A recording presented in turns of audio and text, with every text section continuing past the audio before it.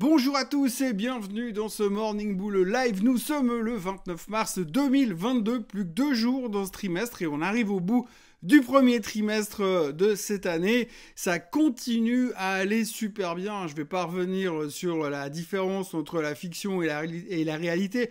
La fiction des marchés et la réalité économique et géopolitique, parce que de toute façon tout le monde s'en fout visiblement, puisque la seule chose qui intéresse les marchés aujourd'hui, c'est de monter, monter et monter encore. Alors hier en Europe, on s'est concentré principalement sur l'Ukraine. Au début ça allait bien, à la fin ça allait moins bien, donc du coup on n'a pas fait grand chose. Par contre, aux États-Unis, on est au top de notre forme, au top de notre jeu. Là, on a tout oublié. Il n'y a plus qu'une chose qui compte, c'est chercher la croissance, chercher les rendements. Après, tous les détails politico-économico qui peuvent nous apparaître dessus, les signaux de danger, les signaux d'alerte, pour le moment, on s'en tamponne et le marché est en toute grande forme, en tous les cas, aux States et surtout dans la tech.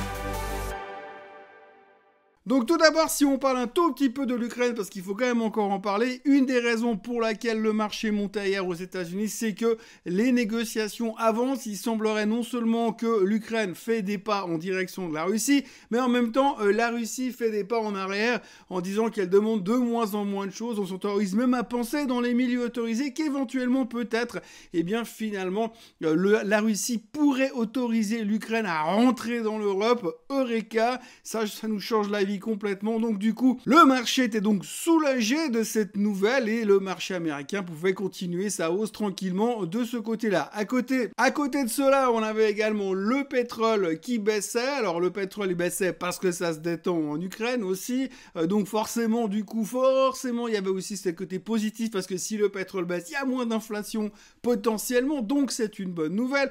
Donc deuxième bonne nouvelle de la journée. Et puis troisième bonne nouvelle de la journée, on se rend compte que tout le monde est en train de se jeter à nouveau dans tout ce qui est croissance. Il n'y a plus aucune question à se poser là-dessus. Donc, je fais un petit flashback en arrière pour revenir sur le mois de janvier. Au mois de janvier, on vendait les titres de croissance parce que dans les cycles de hausse des taux à venir, c'est jamais très bon pour les titres de croissance. Mais par contre, une fois qu'on a intégré le fait que les taux vont monter, alors là, on peut y aller parce que de toute façon, comme les taux vont monter, ça va ralentir l'économie. Et si l'économie ralentit, le seul moyen de gagner de l'argent quelque part, c'est d'acheter des titres de croissance.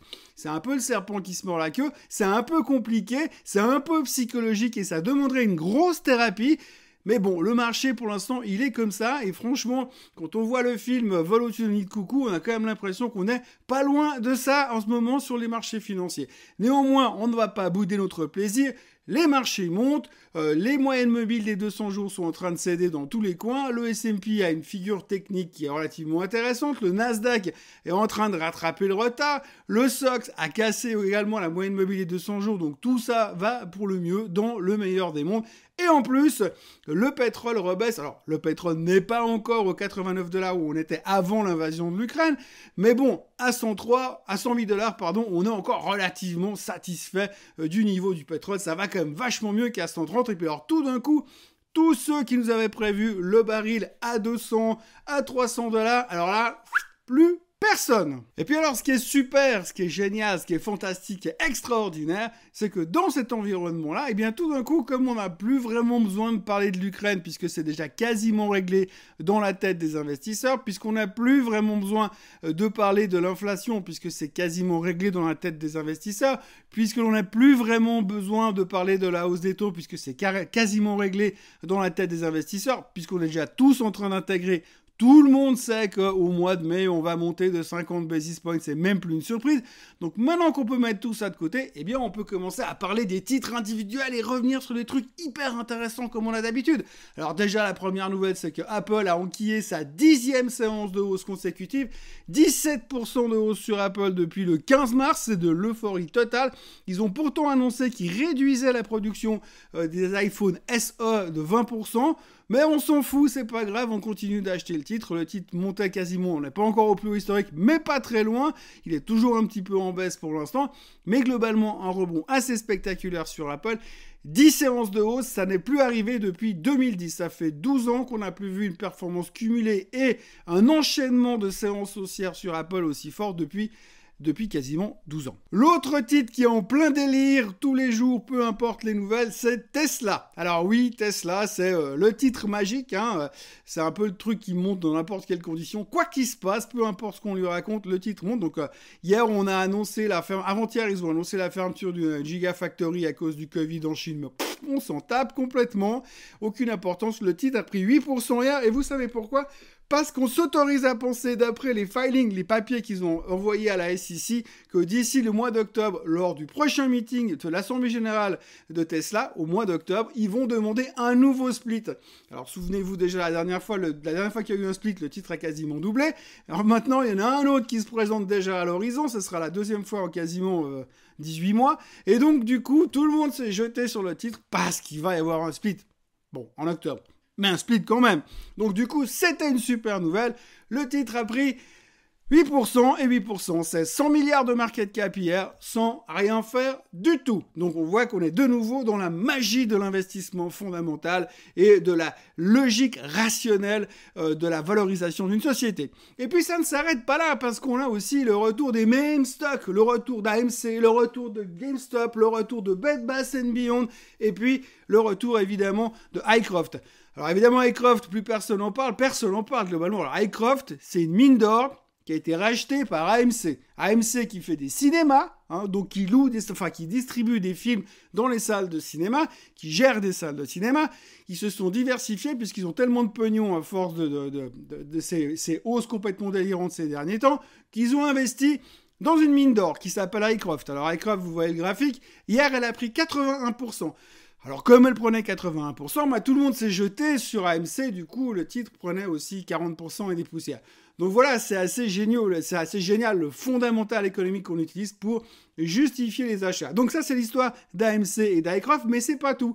Parce que le CEO d'AMC a déclaré hier qu'il allait encore diversifier les investissements de la société pour rapporter plus d'argent aux actionnaires. Donc les mecs, ils ont acheté une boîte qui gère des cinémas et ils se retrouvent dans un hedge fund.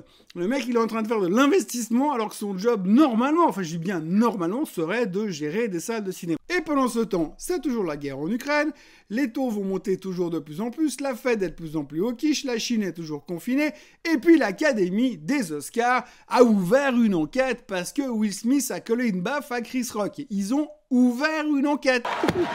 Le mec, il s'est fâché parce qu'on s'est foutu de la tronche de sa femme en direct à la cérémonie des Oscars. Il est monté sur scène, vous l'avez tous vu, il a collé une baffe à Chris Rock.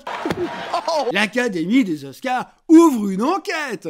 Alors là, on est vraiment dans quelque chose de très très compliqué, très très grave. C'est énorme ce qui est en train de se passer. Et tout d'un coup, alors Will Smith, en l'espace de 1 millième de seconde, il a réussi à faire oublier l'Ukraine. Alors, lui tout seul. Donc c'est assez incroyable parce qu'aujourd'hui on voit qu'on n'a pas tous les mêmes soucis. Hein. D'un côté vous avez la guerre, les réfugiés qui fuient et tout le bordel que Poutine a mis en Europe de l'Est. Et de l'autre, vous avez l'Académie des Oscars qui ouvre une enquête parce qu'il y en a qui a collé une baffe à l'autre. Les mecs, ils vendent des films toute l'année où les gars ils se massacrent à la Kalachnikov en direct. Et puis de l'autre côté, ils viennent nous faire un scandale parce qu'il a collé une baffe en direct à la cérémonie des Oscars. Bon, accessoirement, ça a fait ça a fait augmenter l'audience habituelle de 50%. On va pas se plaindre non plus, mais c'est quand même incroyable. Ça n'a rien à voir avec la finance, mais c'est pour vous dire le niveau à l'heure actuelle.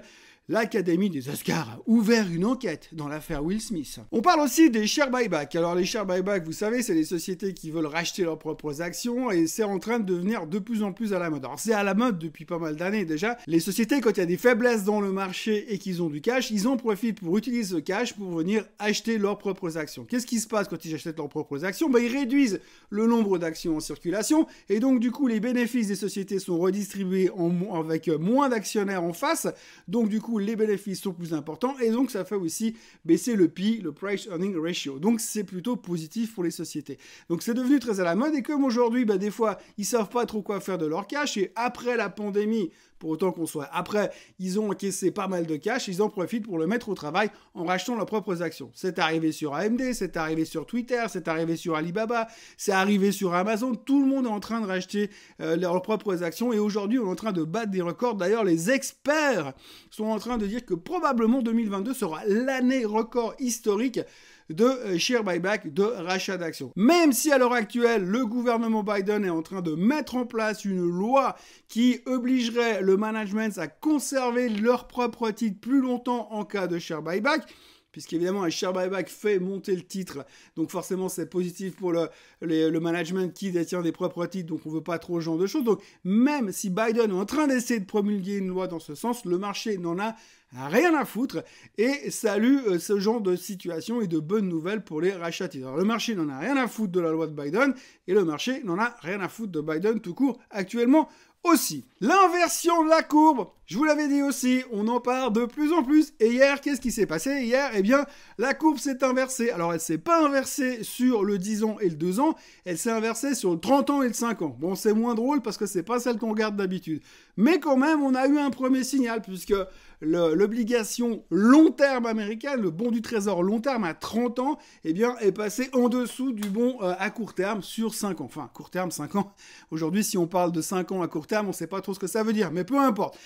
Le 5 ans est monté au-dessus du rendement du 30 ans, donc c'est une première inversion de courbe. Et pour ce qui est de notre 10 ans et de notre 2 ans, eh bien, le 2 ans aujourd'hui est à 2,38 et le 10 ans est à 2,45. Plus que 7 points, ça se rapproche, et donc on va commencer à parler d'inversion de la courbe des taux, ça ne saurait tarder.